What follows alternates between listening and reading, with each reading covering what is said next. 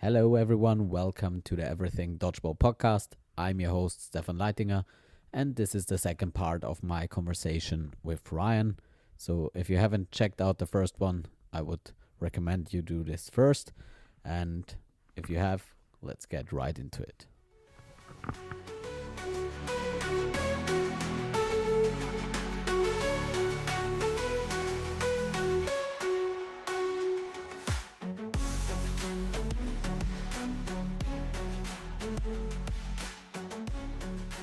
Something I wanted to pick your brain with, if that's okay.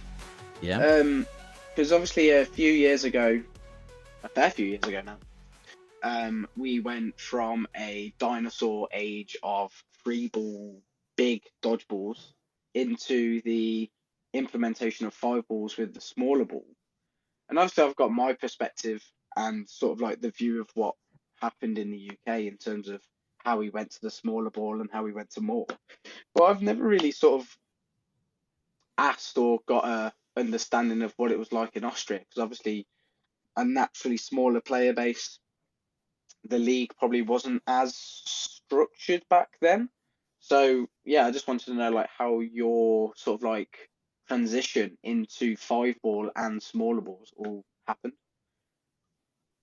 Yeah, for sure. I mean, I also started in Hmm. 2013, as did you, in Chester. And so we started actually to play dodgeball with sort of rubber balls, sort of no sting Yeah, yeah, or yeah. sting balls. So at every tournament, there was a different ball. And we started, I think, with four balls and then moved to six and Four. then to five and then to three. So it was completely chaos at the beginning. And since there weren't any rules and no tactics involved, it actually didn't make any difference because everyone just took the ball and threw it at people. So it didn't make any difference. And then we went to England for the first time and played with the three big balls. And obviously the women played with the little ones, and the mixed wasn't played back then. Yeah.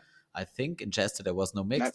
So it took me some time to hold the big balls, but I have decent sized hands, so it was possible, and I was okay with the ball type because it was throwing balls at people, and I enjoyed that very much, and I didn't know anything else. So back then it was really fun, and I think three ball dodgeball, looking back at it, was very Yeah. limited.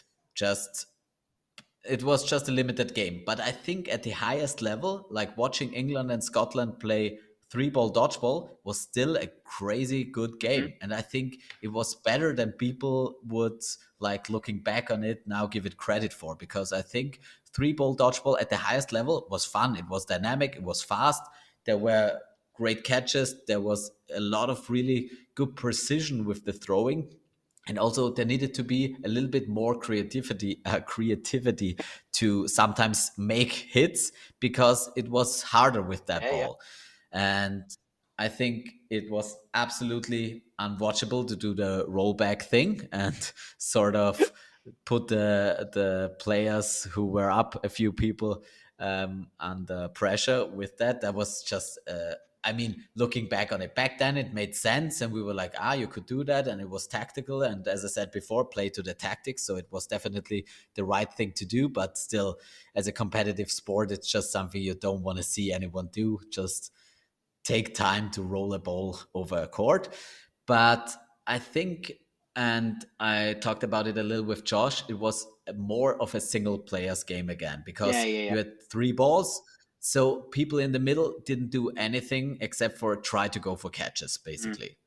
And so I think as a wing player, as someone who throws a lot, it was a fun game. But for six people, it was just too few balls, and the balls were also too big to like really enforce aggressive throwing. So catching was a much bigger part, and I think catching is a great part of dodgeball. But it was to a point where the throwing was almost um, a little bit handicapped. Yeah. So you couldn't just play a throwing ball game. It was more of a avoiding catches Yeah, game, yeah, yeah. and in between, try to run down an opponent and do that. So I think it was a fun game. But when the transition was made to five ball for the World Championships in 2016, we got the balls and we're like, awesome, we can hold them better, we can throw them harder. So especially for a man, it was a really good change. But then we tried to play the game, and there were all the tactics fell away, Yeah, and it was just pure chaos.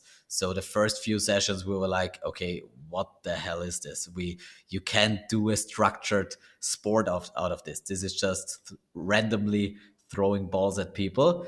And not that I didn't enjoy it, but it basically just killed the three ball spirit and the three ball tactics. And it seemed to sort of just not make any sense anymore in the way we thought about dodgeball. yeah, So there was sort of a transitioning time, and we had a league back then. It was obviously way smaller, and there were way fewer people, but we still started to understand three ball dodgeball at that point, and started to get the hang of it, and still had a lot of ways to improve. So it just crushed basically all of that, and we had to completely reinvent the game. So the basic skills didn't change that much, but the tactical side was starting from yeah, zero basically.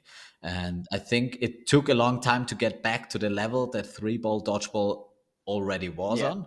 But then there was lots, and still is a lot of just space to improve. So I think it was absolutely the right decision. I think it was great for the yeah. sport. I think we can never go back to three ball dodgeball, but I think it was good that there was three ball dodgeball before. And I think like the transition to five ball dodgeball was better, because if you would have just started with five ball dodgeball at that point, it would have been pure chaos. Yeah. So I yeah, think I think that's my I think perspective we on would it. have ended up in a different position. Let's say we stayed with free balls, but we moved to the smaller balls. I think they were even if we transitioned to five later on down the line, we I think we would still be in a tactically different position because, like you say, everyone could hold that ball a bit better. It could be released a few miles an hour faster on average throughout everybody. So I just think like, would if it tactically changed the free ball get? Did free ball get an early death because it was never played with the smaller balls? I don't think so, honestly, because the thing was, the smaller balls, especially for the men, didn't make that much of a difference. And I think the most limitation on the game was that you couldn't do much defensively. So you had one ball in your defense or no ball in your Yeah. defense. And no ball defense is no defense. That's just dodging. And so you couldn't do anything. So basically, the most situations that happen, which is now three versus two, is two versus one, and two versus one is just such a, I think, limited game, Yeah. because you have two options: throw one ball or throw two balls, and then there is so few options you have on a defensive side, that I think it was just, if the level of the players would increase the way it did, I think it would have been even more of a trying to hit people on their toenails, because otherwise they're gonna catch it. And I think it would have been a game at the end, after 3 minutes, it would be three versus four or something like Yeah. this. Yeah. That's just my opinion. And I think with the smaller balls, it would be more thrower heavy, and you would be more aggressive with the throws. But still, I think the most interesting thing in dodgeball is the difference between defense and offense, Yeah. and like the pressure game in between. The throwing, the catching, the dodging, that is great, and that's athletic, and that's exciting. But the tactical game is played in between those things. Yeah. Yeah. And I think you need five balls for that. And also with five balls, lots of people are involved. And that's one thing I would quite shoot right back at you. What do you think about six balls versus five balls? Because to me, the five balls was always great, because it made a difference if you are the defense or the offense. And two balls or one ball, that's a big difference. And with three balls in the offense and three balls in the defense, and that's coming from me who hasn't played a lot of foam, it just makes the situation too equal. So basically, one team is up the court and the other one is on the back line, but still they get the same opportunities, and the time is reset after one throw. So it doesn't give the opportunity for that much pressure game in Yeah. between. And I think that is the really fun part about cloth, where I think foam is much more watchable from an athletic point of view. I still think cloth is incredibly Mhm. watchable, but like the single player things that can happen are quite dramatic in foam, even coming from a cloth perspective. But I think the pressure game in between is much more nuanced in the Yeah, cloth yeah. game. But yeah, I think I'm I'm optimistic to see what six ball is like. I need to play more phone to get an understanding of it. I think for a rules perspective, it's easier to keep track of who needs to do what with five because obviously there's a majority always on one side of the court. I think if you, let's say, there was a situation in a phone game where obviously that team has to play and they do play and then there's a response and a counter response and there's balls everywhere, but then you can't quite keep track of who threw last, but there's three balls on each side. I think that's a small headache for referees, but that could just be from my perspective as a cloth head yeah. looking at it. Is that not really an issue? I'm not too sure. Maybe it'd have to be a Yeah, I think I don't know, but I don't think it's an issue for the yeah, players. I think it's more an issue for the yeah, yeah, spectators that don't know the game. That in cloth it's quite easy. One team has three balls, obviously they have to do something. And in foam, if you watch it and don't know the rules too deeply, then you're like, okay, why do they have to throw? Why are they just releasing one ball? I think even coming from a dodgeball perspective as a cloth player, some stuff in foam just doesn't make sense to me. And the thing is, obviously, that's because of ignorance, but I think that's an important thing for spectators as well. So if I don't understand it and I play dodgeball and someone doesn't play dodgeball at all, then it's only about hits and dodges. And I think that's where foam is great. But I think in between, it's very confusing. And I think there is a more clearer structure to cloth. But again, that's just my point of view, yeah, basically. yeah. I think I'm on the side of I'm not on a side of the fence, but I'm on the perspective of I just need to have more exposure to phone. I need to don't get me wrong. I've Definitely. seen a fair bit. I've seen Edmonton. Um uh seen Graz. I've watched bits on YouTube. I've been to training sessions, and I've seen bits of Spartans play Foam League over the last 2 seasons now. But I think I need to get in as a player. I need to, in particular, I want to see and feel what it's like to be on the defensive free ball side in the middle. So I think that is Yeah. just how can you look at three people faking and whatnot in front of you, and then both have a curve shot at you as well as the middle person potentially gunning you down the Yeah. center. I think that's an incredibly challenging part of the game, which I look forward to trying out and seeing what it's like. But yeah, overall, I think my my view is still uncertain on is six balls better, is five balls better. I would be interested to see what cloth would be like with six balls, to see what it would do. Yeah. Not as a I think it's a Yeah, solution to absolutely. anything, just to see what it does. Yeah, I think it would be weird, but I would like to test it out. In my head, I have like sort of like a dodgeball extreme, and I want to try that Okay. out. Where like do a little league or like meetups where we make certain rules and change them, like giving extra points for eliminating players and Yeah, stuff yeah, like yeah. that, and see what it does. I think that's what's So the important I'll thing. be sure to tell you It's afterward. all about experimentation, right? That's how Yeah, if we think there's absolutely. a boring part of the game, well, I've done this thing in training for the last 3 months, which eliminates this issue, and it's like, oh, that's great. But then maybe let's look at that at a more serious level. Then I think it'll only Yeah, happens and from so exposure. speaking of the middle ball Hmm. defense, what did you think about the cloth middle ball defense from the US? Um, I'll be honest, and I may sound a bit I don't know on the sort of side that not as many people think, but like I think it could unlock a different way of defending. I'm not sure what it could unlock, but hey, until Yeah, somebody tries it, you don't know if it does something, right?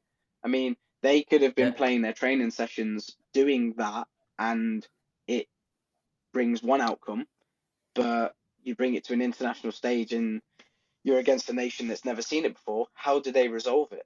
Don't get me wrong. I think if you try and do it for two tournaments, three tournaments, people will come up with a call to eliminate its threat.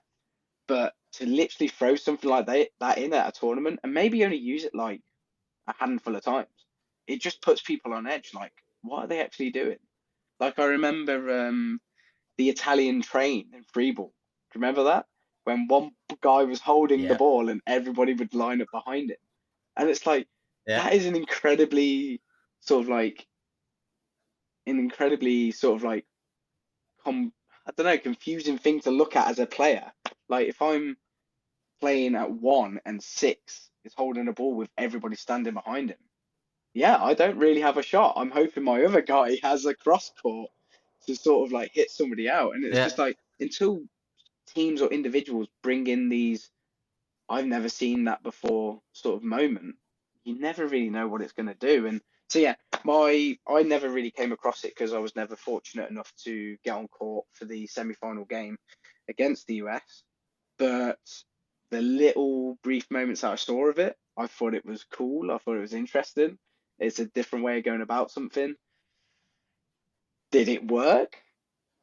I don't know. Yeah, because I thought it was really funny because and I listened to a US girl talk about it and she was like, ah, we brought that from foam. Yeah, And so it was something different and it confused a lot of people. And so and I think it does.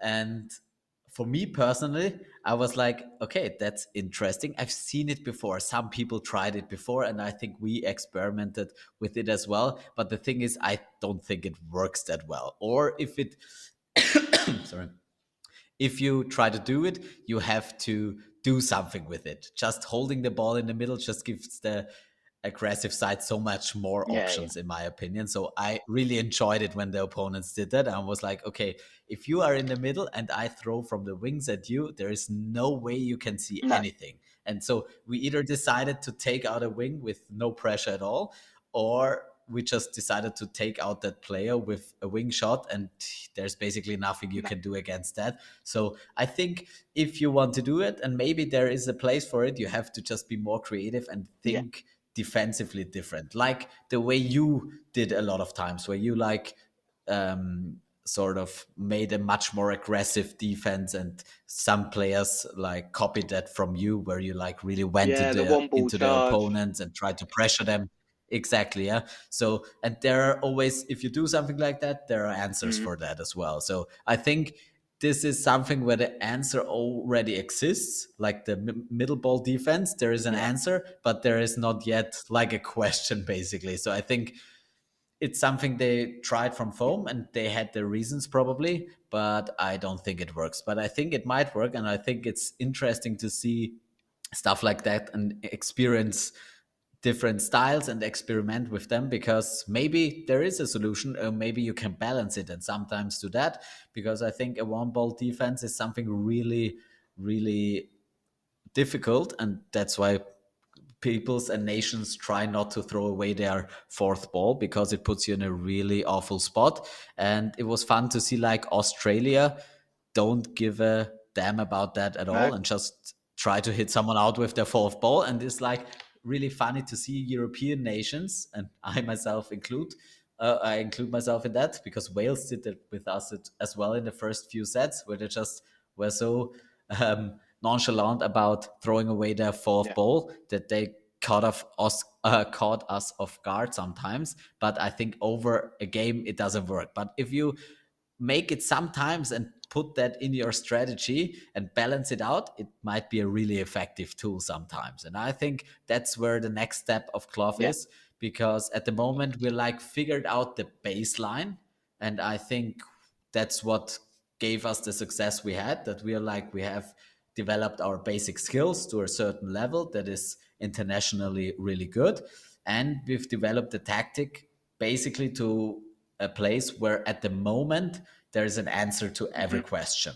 But I think there are a lot more questions to be asked, and I think that's going to be the next step to see in which direction it's going to go. And that's also, if the rules changes, there are going to be much more different situations, and I'm really looking forward to see in which direction the game is going to develop. Yeah, absolutely.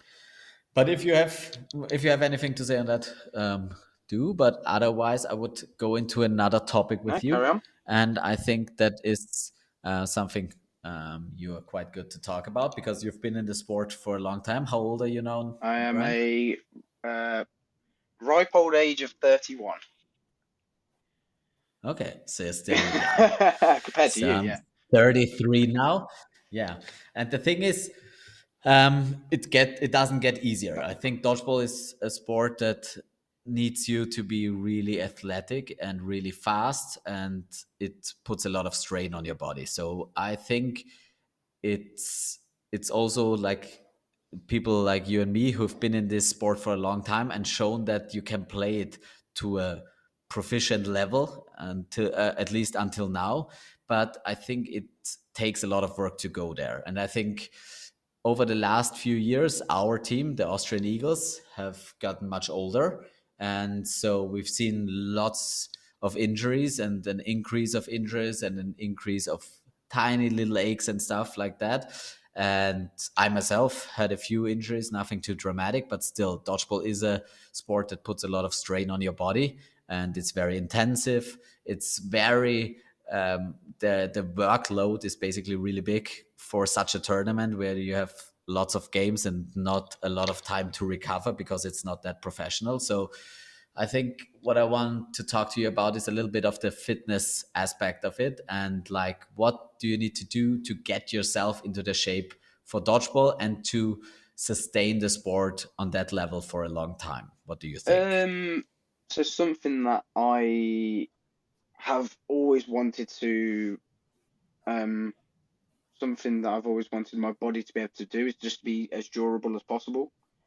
So I have always wanted to exercise and work out in such a way that I'm able to bounce from one game to the next, that I have the overall endurance to um, see a whole day through without, yeah, you get tired at the end of it, but I don't want to be blowing after the first match. You got another one coming, and then there's a second day, a third day.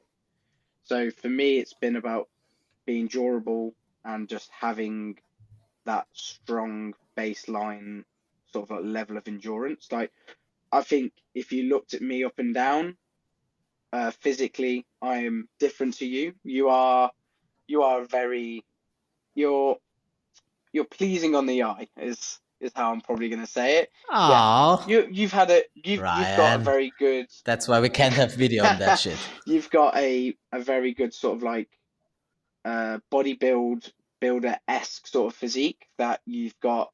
You're very toned, you're very defined, you've got big muscle groups, and you're able to use them in a very good athletic way. Whereas me, I'm more of the as people have said, I'm a squarer sort of build.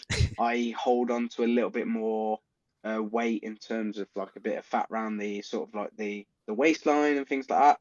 But I'm still good in terms of muscle mass. I'm still good in terms of my mobility, and I've always kept a high level of endurance, even though I'm probably carrying a little bit more than if I wanted to be a pro athlete than I should. But I think ultimately for everybody who's playing the sport, it's not. Don't get me wrong, you should always be fitter. I think a fitter person makes a better dodgeball player. But being perfectly shredded and this Instagram abs and like 10% body mass is just unnecessary for us. Like if you are playing like in the UK, I think it's ridiculous at the moment that you can have mixed one weekend, regional the next weekend, Super League the weekend after, then foam for the final weekend of the month. That is, and then what? You've got one or two training sessions in the week, and then you're trying to hit the gym 3, 4 times a week around all that. What? You don't have a chance, and people are breaking from it. I think you've got to make yourself as durable as possible. If you like I think we've been blessed that we hit dodgeball at a time where it was grown in popularity and it grew in its capacity. Like when we were really, really on it, we were probably playing once every two, 3 weekends. Whereas I'm seeing some kids now, like we've got juniors in our club now, which are playing regional, junior, foam, and adult league. And it's like they're not going to last. They're not going to see their 30s, I don't think, because they're playing so much at a younger age. And oh, my shoulder hurts, or my hip hurts, or my knee hurts, and it's like because you've not learned and established to be doing the correct stuff or doing stuff at the gym to begin with to enable your body to last this long. And they're going to burn out. It's only a matter of time. Um, so I think I think the most important things for somebody to last into their 30s and maybe beyond, like we're seeing Alex Harrison still playing dodgeball at 34, 35, and there's always been in very, very good shape. Yourself is a top level sports player, very, very good shape. But to do that, you've got to be consistent with the work away from dodgeball, and also not be too greedy in terms of how much dodgeball you play. Too many are just going out there and playing dodgeball, playing dodgeball, playing dodgeball, and it's only going to bite you in the bum later on down the line. Yeah, absolutely. I think like I'm a little bit torn, or not torn, but I come from it from two different perspectives. So I'm a physio, Yeah, obviously, that's my profession. So I work with a lot of athletes and I work with a lot of dodgeball. So basically, everyone who's played dodgeball in Austria has been in my private practice at one point in time, or at least had a chat yeah, about it. So I think I've seen a lot about that through the last 10 years, and I think I've seen it develop as well. So basically, in the beginning, when we started dodgeball, we were still young and healthy, and nothing could break us. But that's not really true, because there were 2 days tournaments and we were really bad and we couldn't workload manage yeah, at all. And at the last day, in the last games, I was always looking at England. I was like, how are they still playing? My shoulder hurts, my yeah, everything hurts. How is it possible to sustain dodgeball for 2 days?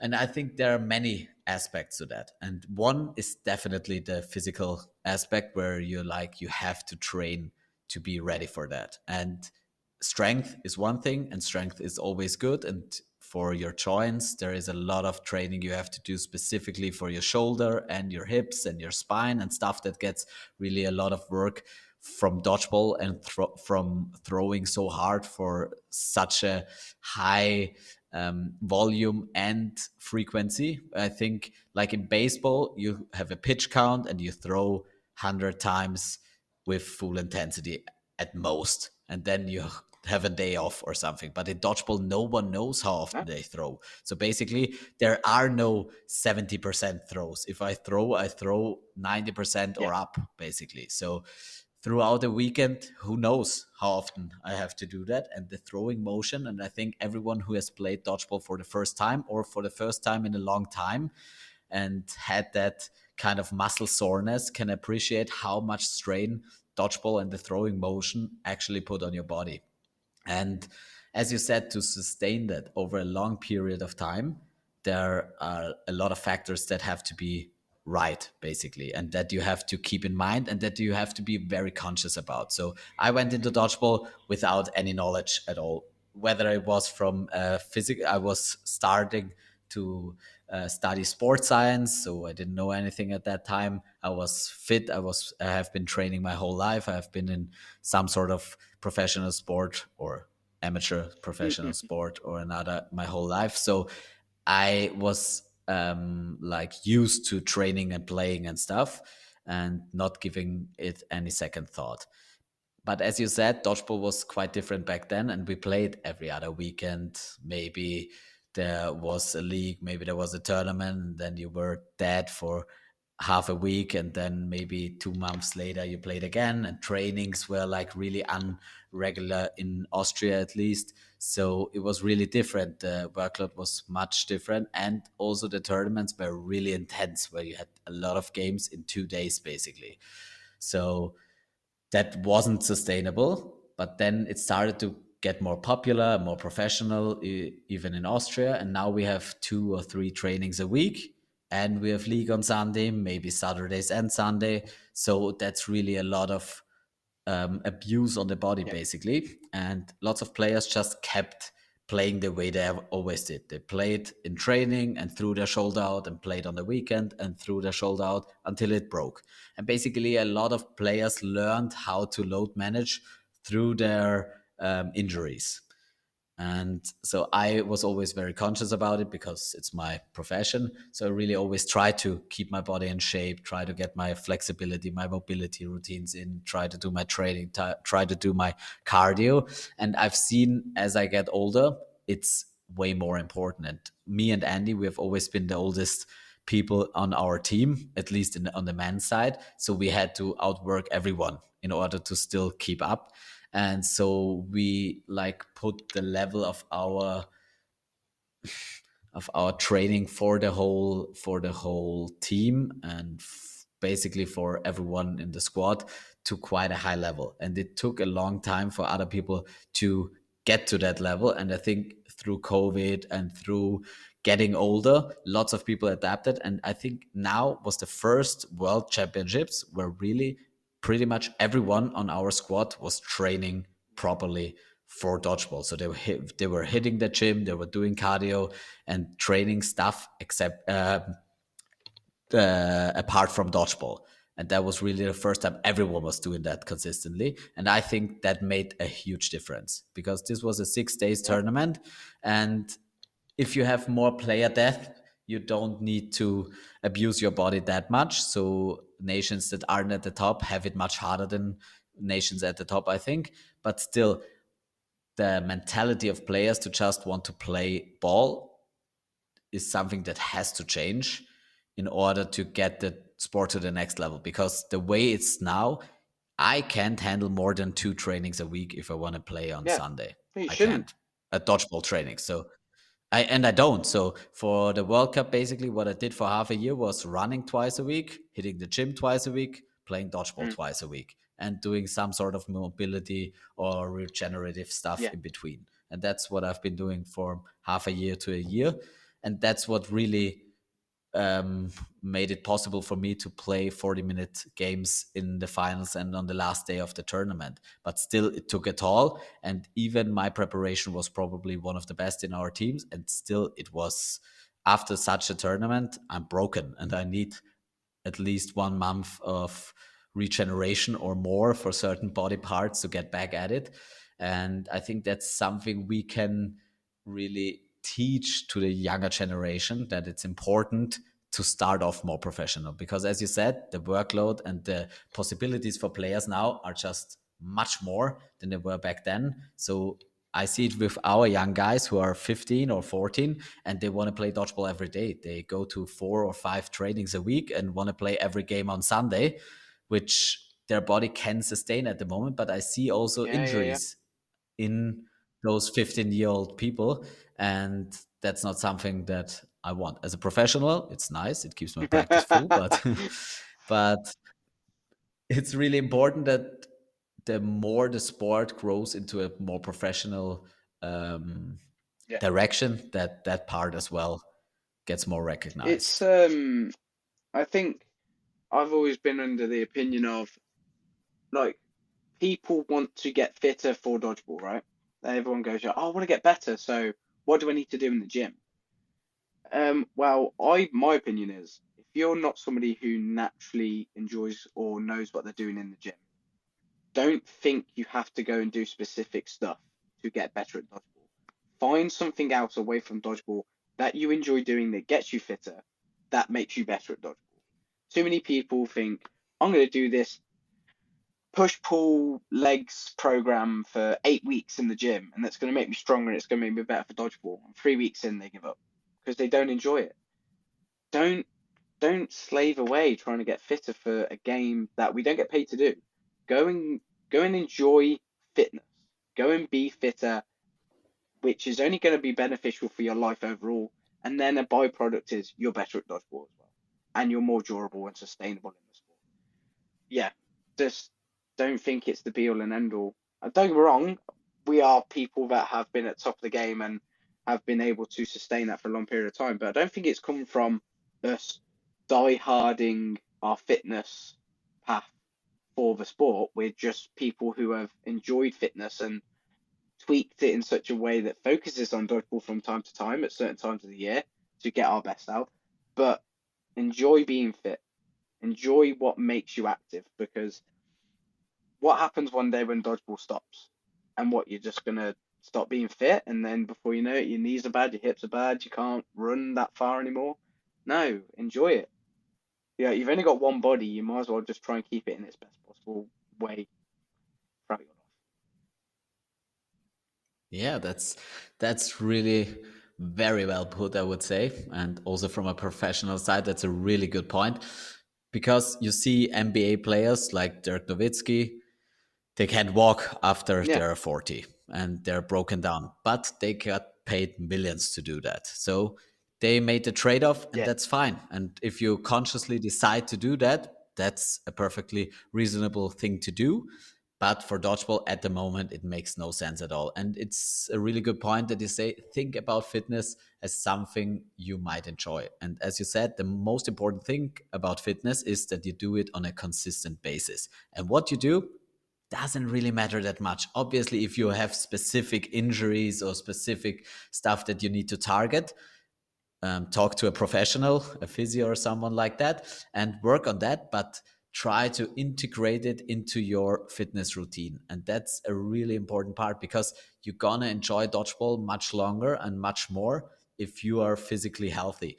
And I think over the last 10 years, at least in Austria, the injury rate and the severity of injuries increased drastically. And obviously, that is because there is way more dodgeball to be played. And so, absolutely, that's just a natural progression. But still, I think lots of those injuries, and when I think back to my injuries as well, most of them happened because it was not great workload management. And that's where the sport is really Hmm. unprofessional, where over a tournament, over a 2 days tournament, for example, which are the worst in my opinion, where you throw your whole body out on day one, and then on the second day it just starts to count for something, and you've already a body that hasn't regenerated well, who had some alcohol maybe the night before, and then you try to get everything out of it, and that's where Yeah, injuries happen. And obviously there are finger injuries and stuff that's of just going to course. happen anyway. But I think especially like the ACL tears, the shoulder problems, the shoulder problems that I see daily in my practice, mostly due to bad load management.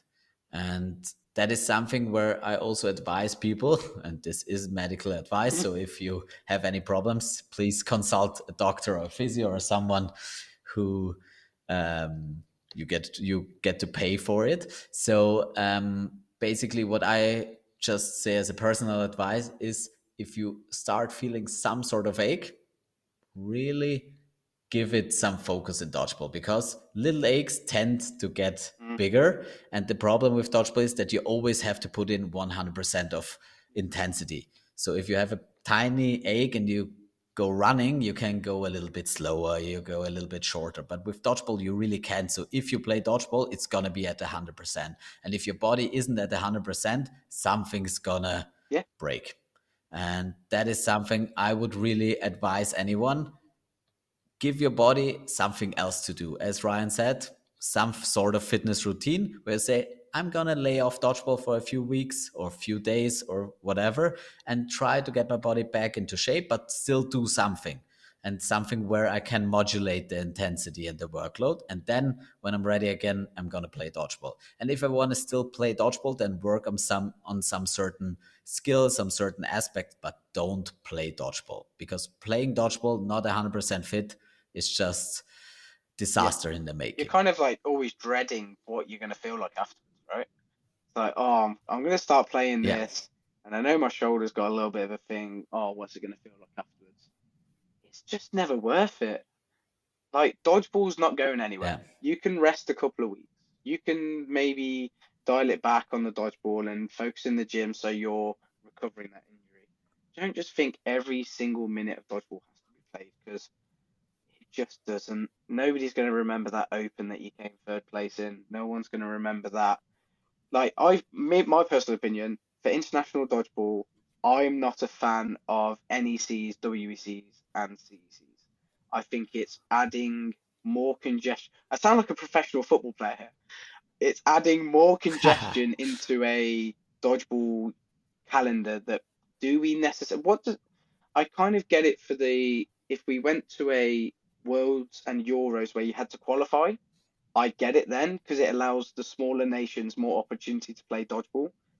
But at the moment, everybody can go to Worlds, everyone can go to Euros. There is a tournament guaranteed for every team every year.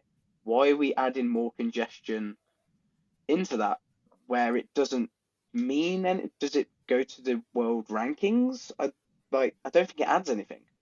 Yep. The thing, yeah, it starts to add because there are two aspects to it. So on the one side, it's the personal and the workload and the stuff Hmm. for your body, but on the other side, to grow the sport professionally and to get new countries in and to get a qualification going for Yeah, Worlds or Euros, we need those tournaments as well. And in the future, those are going to be qualification tournaments, and as well they are for yeah. developing people. So I think I would say that those Basti said once, CEC doesn't have any future, Basti and said something like maybe that. he's right, but I don't think said something like that. And then he played every single one. So, and he's going to play the next one as well. So I'm still going to tell him that, and he's going to listen to this. But the thing is, I think those tournaments are really great to develop players to have another tournament. But the problem is, since we're not a professional sport, they're gonna cramp lots of games in very few days. So I think it's also a little bit of the responsibility of the coaches and players with more experience to sort of help other players with the Yeah, workload management, because we all know if you play dodgeball, you want to play every single minute of every yeah, single game, and we've all been there. And it's taken a long time for me, where now I'm at the point where like, if I don't play any second till the semifinal, I'm completely happy with that. My goal in a tournament is to get as fit as possible and as little body destruction until the games that count for me yeah, personally. So that's going to be different for everyone. So that's not something I would give as general advice. But the thing is, really pick your battles and really try to have a bigger picture about this, because we've been in this sport for 12 years and I plan to be in this sport for longer, hopefully. And I want to see what my body can do, and I want to do it on a sustainable level. I don't want to be broken after dodgeball, but I still want to play dodgeball for as long as I can because it's fun. And that's the thing. It's not something that's ever going to make me any money except for injuries. So basically, it makes me some money. So I'm working against myself. No, but the thing is, I like the sport. I want to see it to become more professional. But I think to be long lasting and endurable in dodgeball, as you said, is a big goal. And to have this fun for a long time. And we've seen it with players who played for a very long time. And like Eva Kulnik, who is um, over 30, as we're going to say yeah. on We this don't want to say podcast, anything more but than a lot over 30. No, but she's still fit and she plays dodgeball at the highest level because she takes care that. of her body. And I think you really have to do that. And in the future, it's going to be much more important. I also think dodgeball is going to move in a different direction, which we saw this world as well, where we're going to have different player rotations as well. And I think the bigger dodgeball comes and the level on the whole, like when the whole level of all countries increases, we're gonna have to change a lot of things, because for now it's easy to for the top nations to do their rotations and still get where they want, and for the nations that are crawling up one space, they have to put everything in every game. So they are really at a much tougher spot at the moment. But I think it's gonna go away from that, and dodgeball is gonna be much more rotation and much bigger squads to just handle the workload of Yeah, such a tournament. absolutely agree. Yeah. Yeah. Do we have anything else on that topic? Um, well, no, I think we've covered it off pretty nicely, to be fair. Um, fundamentals are be happy and be fit, and it gets you better at dodgeball. Be happy and be fit. Yeah, definitely. So if you are happy and you're fit, you're going to be better at dodgeball. If you're better at dodgeball, you're going to be happy. And if you're happy, you might be fit. So it's basically a circle. So it's the circle of There it dodgeball is. life. So be healthy, be fit, train for it, work your ass off, but in a smart, sustainable way. And you're going to have a lot of fun Exactly. in that sport. And yeah, don't ignore your body. It's Yeah, going to you only hunt have you. one. Unless you're Yeah, you have Straubs and one. just have hips And I think only. it's going to be interesting for you. Yeah, but it's gonna some point it's gonna come back to haunt you as well. So, and I think you're gonna make the switch to foam now, and I think that's gonna be quite interesting to see the different like athletic skills and also capabilities your body needs. I always think back to the Last Dance documentary when Jordan made the transition to Yeah. baseball and basically had to switch his Mm. complete training routine. And it's not that drastic, but I think foam and cloth are two completely different ball games, which when it comes to um, the strain on your body, because there's less running, but there's much more jumping, much more faster motions, much more small motions. It's gonna be more strain maybe on Yeah. your elbow than your shoulder or some other part. So I think the strain is still gonna be there, but it's gonna be somewhere else. So it's gonna be interesting to see where the difference between those lie. And like I trained with a foam ball yesterday for 15 minutes and just threw my shoulder out, and then it was hard to throw the Yeah. rest of the training the cloth ball because my shoulder was sore from that un, unknown Yeah. Yeah. strain it took from the Yeah. foam It's like ball. you've kind of So like that's going to be I'd say interesting. like the comparison of like throwing the two. It's like throwing a foam ball is like throwing a tennis ball. It's like a lot more whip, but Yeah, a elbow bit. into a wrist flick, blah blah blah. Yeah, Whereas cloth, it's yeah, we can grip it, but it's the full rotation. It's the pushing on the release. It yeah, I kind of I watch a lot of like javelin practice technique for a cloth throw. That's all yeah, about like rotating with the shoulders, getting your opposite elbow to its hip so you can really engage the twist. Whereas like yeah, foam is baseball. It's that snappy motion. You see people's arms behind their back and things like that.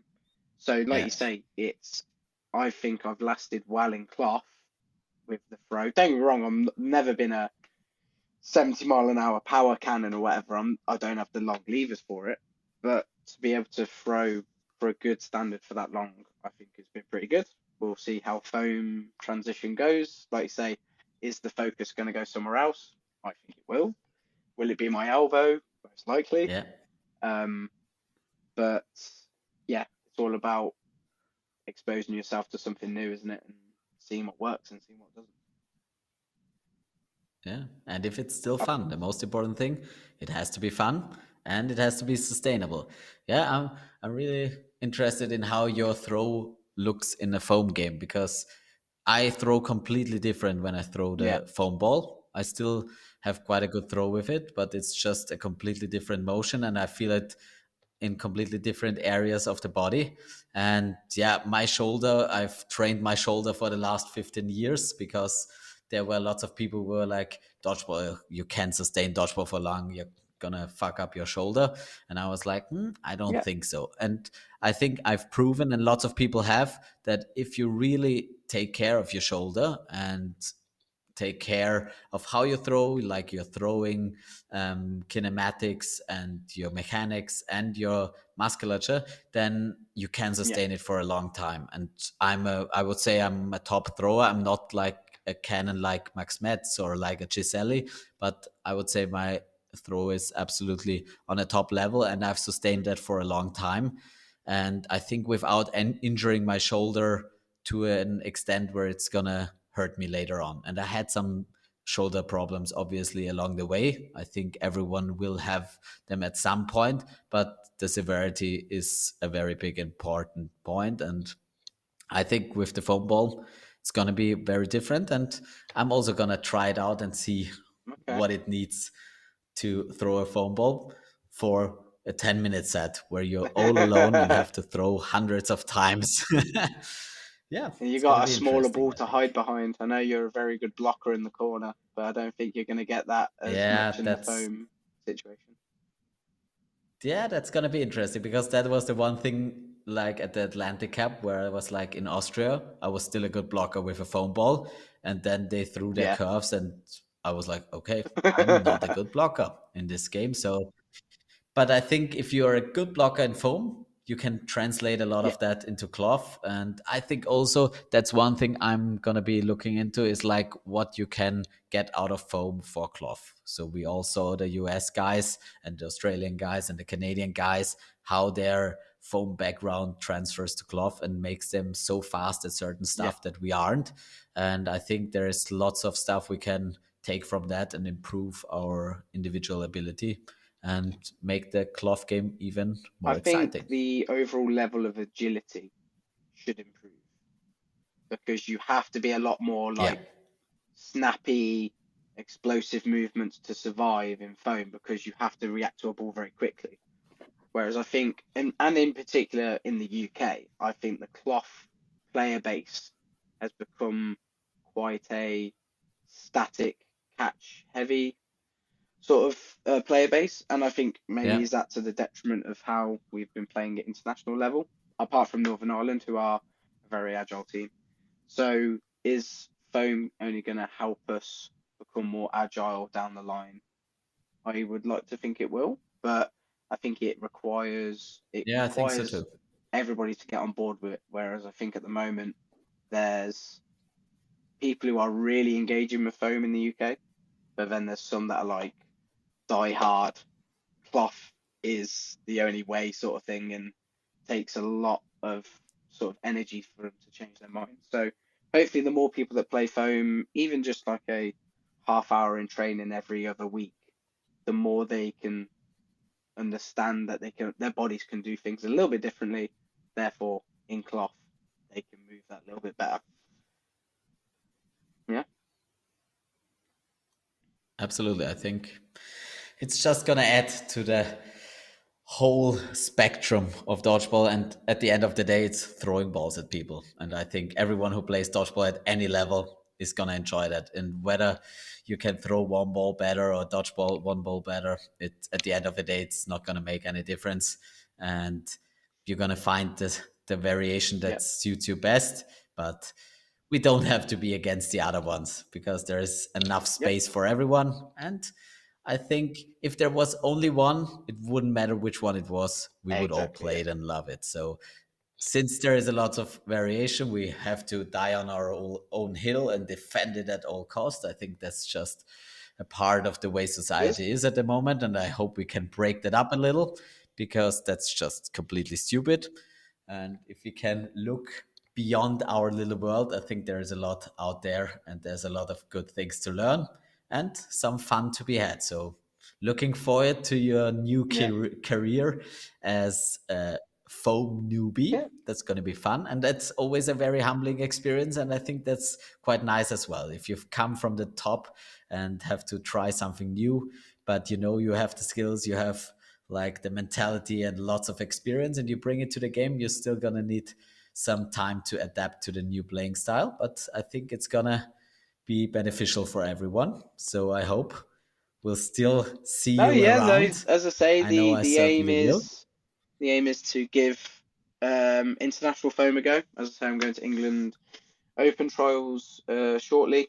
See how we get on. By no means do I think I walk in because I've played cloth at a high level for a long time. It doesn't work like that. Um, so yeah, we'll see how it goes. My goal is to get to international tournament with foam and have at least one go at it. If that's not on the cards for me, at the end of the day, if people are better than me and I've been playing it already, that's fair play. I just want to give it a go, see how it is, and yeah, see what comes from it, I guess. Perfect. Just All a right, little Ryan. This thing has, before yeah, we go. I wanted to just throw a uh little question at you, and it's something that I'm as what Yeah, people sure. would probably say when this conversation comes up, I am a little bit passionate about because I do think I have a strong view on it. What are your thoughts on uh, impact injuries on the knees of players that wear knee pads? Okay, so you have to Okay, reframe it or clear it up a bit. Do you mean what impact do knee pads so have on other um, injuries, or do you need knee I pads okay, to so protect some yourself from what impact I injuries? think, my view is, I think knee pads encourage people to move incorrectly, therefore only increasing the chance of injury on their knees. Okay. Yeah, I mean, that's one perspective, and I get that perspective. I still think that the sport of dodgeball sort of forces you to do Hmm. certain movements, like getting down on your knees is a big factor. And some people don't do it. I don't like to do it, and I rarely do it. But if that's part of your game, I don't understand how you can do it without knee pads, honestly.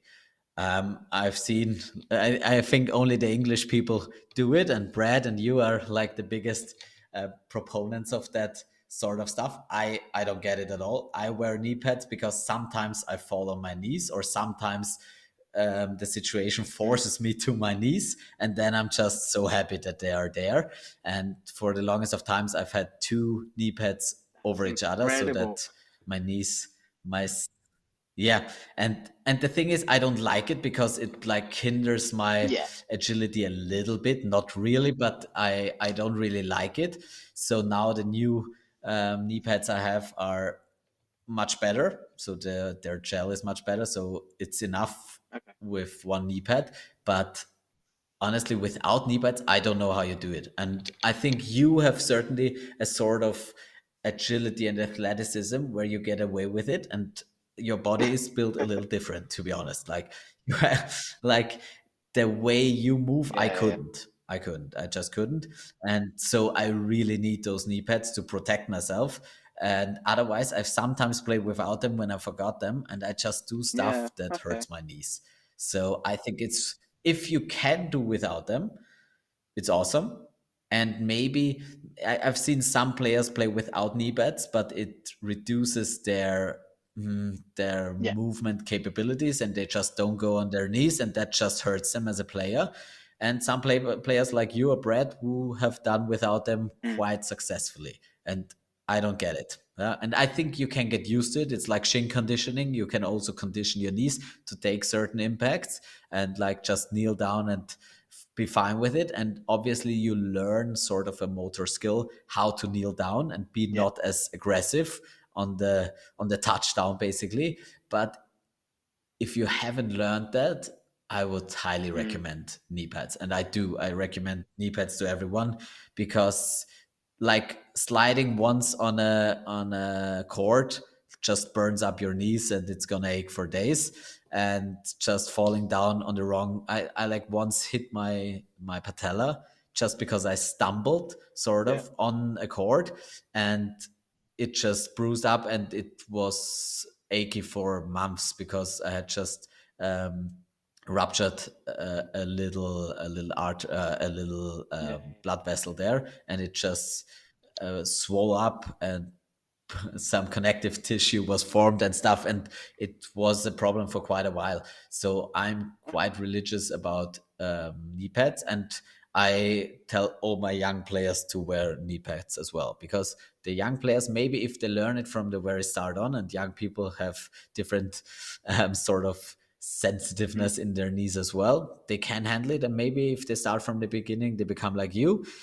But I don't think knee pads hurt you in a relevant way. okay. So I don't think it Yeah. makes any sense if you aren't Eurobread, because obviously you guys made it work, and I have Yeah. no idea how. My view from it, How from the did you most do part, it? is that I see a few people come away that like have impact injuries on a knee because they are so sort of gun ho on going down on their knees at such a force that Yeah. the knee pad almost becomes irrelevant because that padding, which is only a few millimeters thick, really, if you're going down all of Yeah, your body weight onto your knees, maybe on a backtrack catch onto your knees, those yeah, tiny knee that's pads sick. aren't going to do a lot in terms of the amount of force that's going into the floor. Yeah, but that's why a lot of our players wear double padding, basically, because with that you can actually do that. But still, I don't do that because I can't. I've tried it for a long time. I'm still trying to do it in some certain situations, but I'm very aware of my body and I don't want to slam my knees Yeah, with or without padding into the floor. That's just something yeah, I'm very passionate about. Others aren't. And I think some people just have a different movement ability, like my brother Flo. He can run back and just yeah, fall on his knees, but in a way where it doesn't yeah, make yeah, yeah. any impact. He just bends his And his ankles knees in a just like certain way naturally and just just come to the stops ground like and that. meet it in a nice way. Exactly. Yeah. Yeah. Some people get turf toe from that Yeah. because you bend your toe in a way that which puts a lot of strain on it as well. So you have to really build up your body to Hmm. handle that kind of stuff. And I think there are certain natural movements that people tend to do, and some people are just naturally more gifted towards certain movements.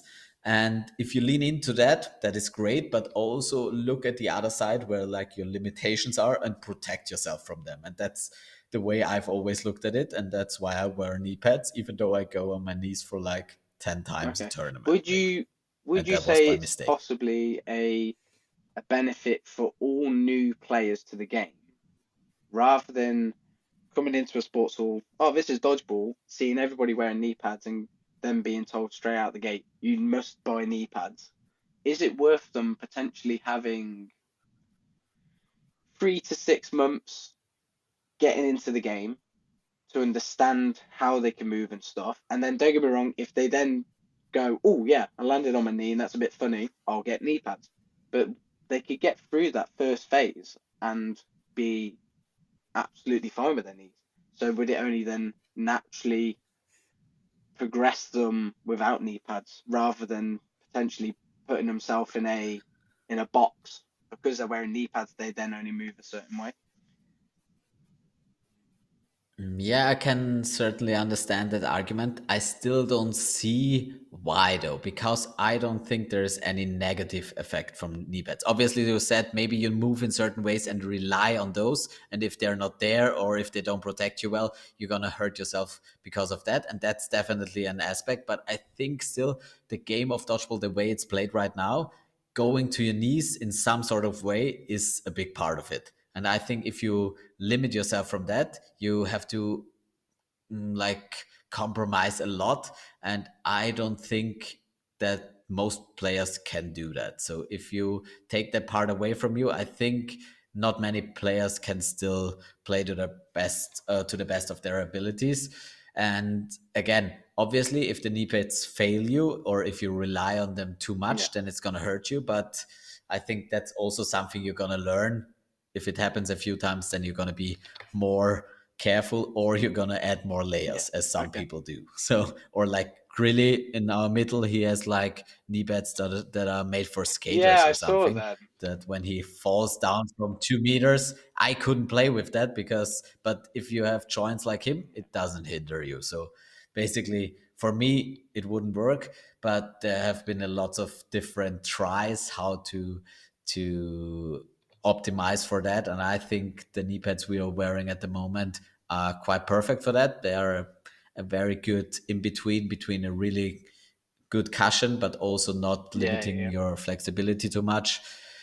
So honestly, I don't see it as like get tougher or get smarter and you don't need them. I think if you don't need them or you don't like them, okay, but I think they add much more protection than they are going to hurt you in the long run or over a whole population. But that's just an yeah. opinion and Okay. not more than that. Yeah, it's interesting. It's probably one of the few.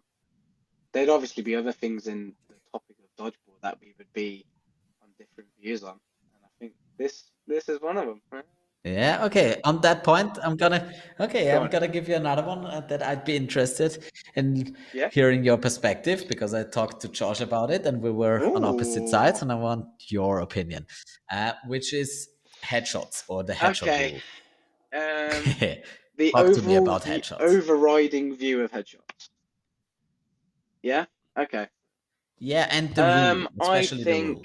there comes a point in distance where somebody's head should be considered from the attacker, but nobody has done the testing, research, anything like that to give a definitive opinion of how far a distance it is or how fast the ball is for it to then deemed dangerous.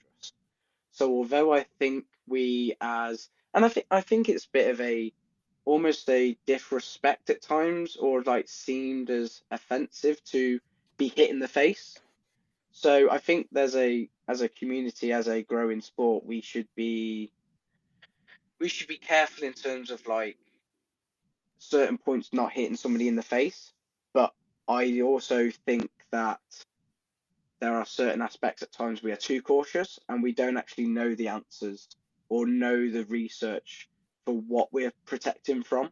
Like I saw an example like somebody was hit in the head when they were at back of court. So straight off the gate, why didn't they dodge? Um, I don't think that's the thrower's fault for hitting them in the head. Um, but like, do we know if that causes damage or not? We don't know. It's like rugby, for example, has gone through the big sort of like tackle sort of protocols and like head-on-head collisions and things like that. And like, but that's because they've done the research, right? They've done extensive sort of trials and everything, and we can't take their data as gospel because they're different parameters. That's person-on-person contact. We're talking about a a ball hitting somebody in the head, and it could be from the front, from the side, from the top, whatever.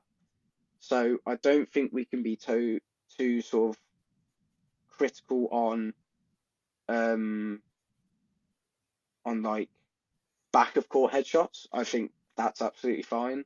I think there's a certain window in the middle of court where we need to be careful, but I don't know how close or I don't know what the answer is. I think in our rules, is it 2 meters is a guideline? I'm not too sure, but Yeah. is it two? Is it three? Is it one? Is it a 65-mile-an-hour throw? Is it a 70? Is it a 55? We don't know, and that's the issue we have. Mhm. So are you for the rule or against it, or do you think the data is still out? What would you I say would at this point? say if I would say if you're closer than 2 meters and the person's standing completely upright, the attacker should take into consideration the opponent's head and try not to hit it. Okay. But I don't. I think Okay. there's not a black and Okay. white. I don't think there's a black and white rule to it, or there shouldn't be. I Yeah. think the way somebody's throw can come out, which means they can't miss the head. Like if you are so close to me and I've thrown from here, I can't throw at an angle which means I miss your head. But if somebody's and as well, if somebody's making an action to try and dodge, and my throw means the ball goes where their head ends up, I can't control that. I can't control what the opposition is doing them in terms of their movement. So it's like there is no black and white answer. There's too many parameters which deem it as that was dangerous. That isn't dangerous. You were doing it on purpose or you weren't. So if tomorrow we woke up and the rule was removed, would I be devastated of that? No. But do I think we should keep it in as we have it and try and just be like a little bit more, yeah, you were 2 meters away and you hit me in the head, so you are out. Just keep it really sort of like standardized. Then yeah, I think that's how we should stay at the minute. And then in 5 years' time, somebody, let's say a uni student who's dealing in sports science is playing dodgeball and they do a study on this and it gives us the data, then yeah, then we move the goalposts, so to speak. But I'm kind of impartial either way. I'm happy for the rule to stay in. I wouldn't mind it too much if tomorrow it was removed. I've been hitting the head from a meter away before. I'd like to think I'm okay. Maybe, I don't know. We have Yeah. to ask Megan about that.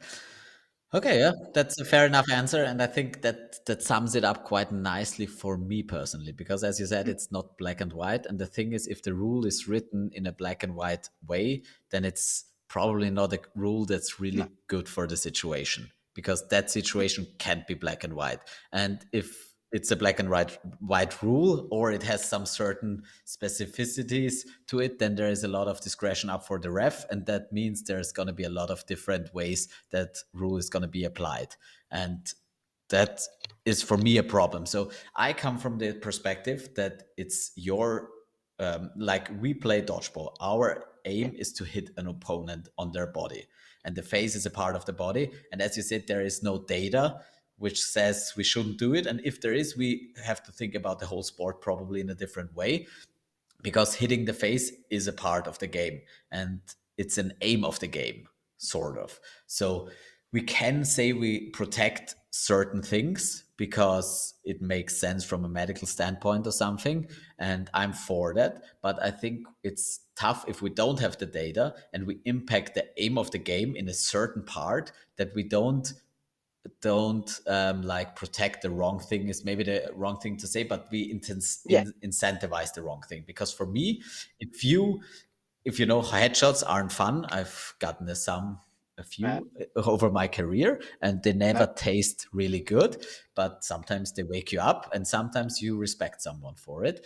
And but I'm a big proponent of headshots because I think it's a very intelligent way to throw at people sometimes in certain situations. And if you limit yourself to not throwing there, then you limit yourself as a dodgeball player and your effectiveness.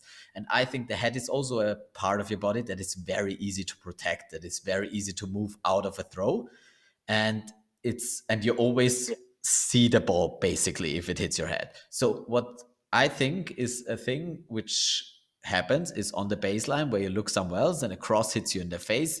That's something that I think most people agree is part of Hmm. dodgeball at the top level, which is something, it's just going to happen, and you can't really get rid of it, and I argue No, you no. shouldn't get rid of it. And I think those are almost the most painful headshots in my opinion. The headshot that comes from 2 meters away is almost never a headshot that you didn't see coming, and if you didn't see that one coming, you made a lot of mistakes leading up to that point. So I think in that situation, you know, you are basically in danger, and you have a conscious decision to make whether you risk something to get a catch or get a dodge or something else, or if you want to protect yourself. And I don't think it's good to put the incentive or the rule on the player who throws, whose aim and whose point of the game is to hit you out, to also protect you, because it's really tough. And the thing is, if it was an easy line, then it wouldn't be bad. But the thing is, it isn't, because if you move your head, did you move it 1 centimeter? Did you move it 10 centimeters? Did you move it in the way I expected it? I thought you would jump, you didn't jump. And also, like, there is just also a certain part of where you can control it and where you can't control it.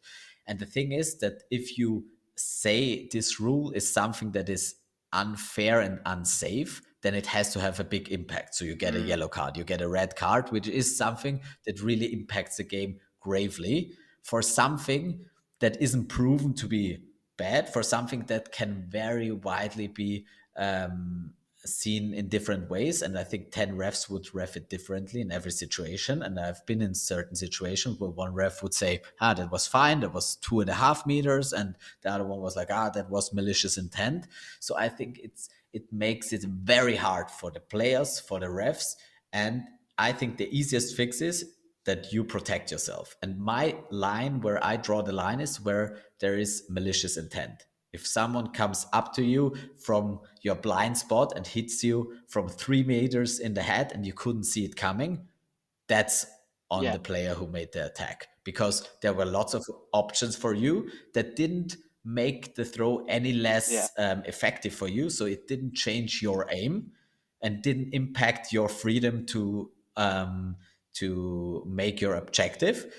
but you put the safety first, and that is important in the game, and that is always important. So that's why we don't hit each other in the neutral zone. But if I run up at a player and I made such a great play that I'm 2 meters away from him, I don't think it's on me to take his safety in that way into consideration, because it's very hard. And if Yeah, I yeah, just let me finish. If I think that's an important part, because if I hit him in the face, I'm going to be punished badly for it and yeah. maybe get out of the game or out of the tournament at some point, then it impacts my strategic, Yeah, okay, it's bad, it's late, my my options, it impacts them gravely. So I have to think about something else, even though I made a great play, put myself into a great situation, and the other person just can raise their hands and mm. is going to be But I safe, think and we've all done that. um, so. You're on about like how malicious headshots are not welcome in the sport, which is I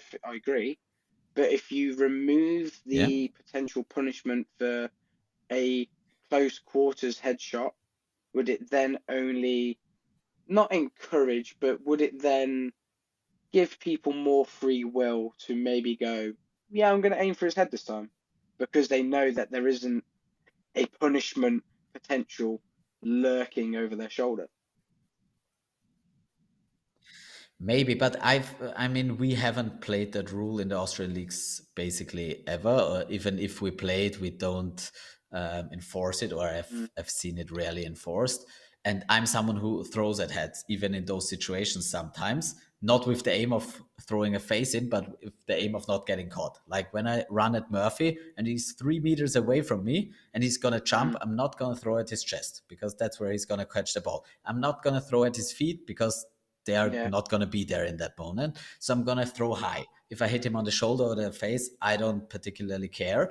But that's within the rules, and I'm going to do that without malicious intent. And I think that's completely fine. I've been yeah, hit yeah, like that before, and there were reasons why I were in that situation. And as I said, that situation, I knew the ball was coming, and if it hit me in the head, it was because I didn't run away from it. And if I just stand there and try to catch the ball and he hits me in the head, then that's yeah, just a risk I'm willing to take. And personally, for me, I've gotten some of those headshots. This thing, I don't think they hurt me that bad either. The data is out on that, but I think if we give the ref the power to put malicious intended headshots into a punishable category, then it's up to the ref, and that's that it. still Yeah, leaves a wide door open. But I think it's important that yeah, but I still think it's important to not let players lose. And if there's a game that is really heated up and you see them just trying to bash their faces in, then you need as a ref a rule yeah, that you can stop that. But if there is a headshot from 2 meters where one jumped and another one just stood their ground, and it was just from a professional point of view, a good decision to be made, then I don't think you should yeah. punish that. But Or maybe it should be that's my something opinion. like where it shouldn't be a card as such, but it's literally like, okay, that was a little too close, and you hit him in the head. They still go out for being hit, but it's like a one for one. Like you go out as well. It's not a blue card where you miss the next frame. You then just take a one for one, and then it. Yeah, but I still think it's hard to enforce that rule because, as you said, what is the basis of it? Is it Yeah, that's safety? again Is it we don't do it? Is it fair play? What is the basis for this? And as you said, is it 2 meters? Was it 2.5 meters? So it becomes a really big gray area, and I think if you put, because the thing is, if people know you are not allowed to hit them in yeah, the face, they're going to react differently, and they're yeah, going to stand in those yeah, two yeah. meter zone and they're going People to will try to get hit in the dodge face. trying to I hide saw that. behind their heads if they So knew they couldn't get hit in the head. Yeah, yeah, exactly. So, and that's a thing where when I don't know that it's definitely harmful and we should get rid of it because of that, then it's part of the game. It's like boxing, the head is part of the game. And some things are not allowed because they're too dangerous, but still we play dodgeball, and at the high level, like in youth games, recreational leagues, I would say we can do different stuff there because there are other like highest objectives. But at the highest level, the objective is to get your opponent out and to hit him in the body. And if you impact it without any data that it has any impact or beneficial difference, I'm not Yeah, for that rule because the player has the incentive to save himself, and if he got himself into a bad situation, he has still the option to save his head, and that's not that hard. And I did that. Sometimes I protect my head because I don't want to get hit in the head from 2 meters away, but I sacrificed the catch, and that was my mistake. I was in that situation, and that's why I have to protect my head and not go for the catch. If I would have been better, I would have been 5 meters yeah. away and do a tombstone like I always do. What a move, the tombstone. It's the only way I can catch a ball, apparently. So I stick No, to yeah, that. I think that was a good point. I think we differ a little bit on it, but but as I Yeah, say, I fair could wake enough. up tomorrow with a removed, and I wouldn't really mind that much. I think overall we're I think we're one bad situation away from really defining the rule. I think it's still a very grey opinion based thing until the day that somebody unfortunately loses an eye from a headshot, that something changes. But that's not happened. Yeah, I don't think it would ever happen. Yeah, and hopefully hopefully it never never will. will. So therefore the rule doesn't need to Yeah, change. But it's like we said earlier on about the yeah, about something like only a rule can be changed if something happens to force it to change. And at the moment, I don't think we've had. I think we've had a couple of like I remember Megan saying years ago she got hit in the eye in such a way that she got like dots of blood in her vision, and after yeah, a few, I think it was like 3 to 6 months, they did disappear. But until we have somebody like severely sort of like lose vision or anything like that, we can't really say that it is yeah, a detriment to health. A headshot. yeah. Yeah, and I think it's definitely probably not a great thing to get a headshot, but I think that's sort of Yeah, every sport comes with a risk. And if you play dodgeball, you have the risk of breaking your yeah, fingers and getting a headshot, and maybe breaking your nose, maybe hurting your eye. We have a player who lost a on the tooth, floor. not because of a Yeah, headshot, but because he fell on the floor because he dodged. Yeah, so that's just that sucks, and that's a part of every sport where there is some certain risks are involved. And I think if you can change the sport to mitigate those risks without hmm, losing the sport, then maybe it's a risk we have to live with, and maybe teach our players yeah, how to deal with that risk. So wear protection for your knees or don't. It's a risk you can mitigate yourself. Protect your head at all times. That's what they say in boxing. yeah, Basically, protect yourself at all times. And I think that's the same for dodgeball. It's a sport where you try to hit someone out. And your objective is to dodge it or do something, but your job is also to protect yourself from that yeah. because that's the aim of the game. And if you don't incentivize that, Mm. I think it's a slippery slope. But I'm here for No, that no, discussion for the next time, and I understand the other side. I mean, I don't think it's a stupid thing to take the safety into consideration. But the thing is, I don't think it's the right thing to do for the sport at this time with the knowledge and informations we have. And I think it's the wrong yeah, incentive. that's about right. That's just it. All right, Ryan. I think we can end it at this point. This was absolutely fun. I enjoyed this conversation with Ryan very much. I hope you did too.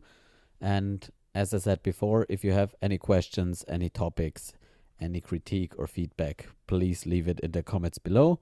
And I hope you will come back for the next episode as well. And until next time, keep throwing those balls, try not to get caught, and take care, everyone.